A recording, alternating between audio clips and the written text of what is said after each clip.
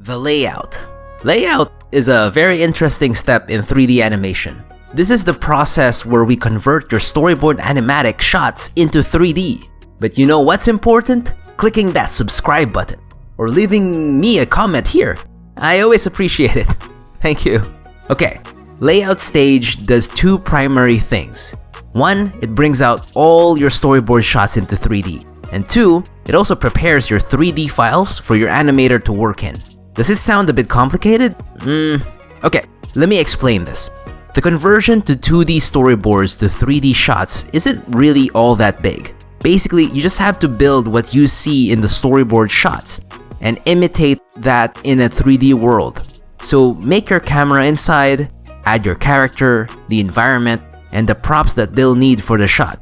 You don't need to animate anything in layout. You can keep your characters in a T-pose or make a simple pose that sorta mimics the storyboard. You also don't have to bring in all the environments, just what you need that will be seen in this shot. Layout is also where you'll add the camera movements you establish in the animatic. This time, however, you'll actually make the camera move, just like a real camera. Well, kinda. There's no cameraman, there's no gravity to affect this floating cam. So do what you need to do. Move it forward for tracking, spin it around, zoom in and out.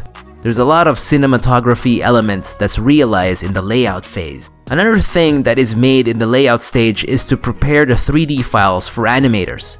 The layout department always precedes the animation.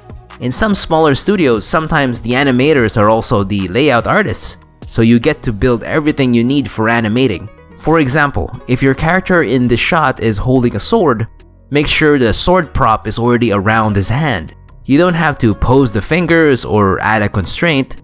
Let the animator deal with those things.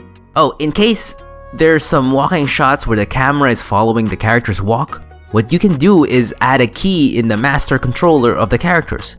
This moves the whole character like a chess piece and puts them to where you want.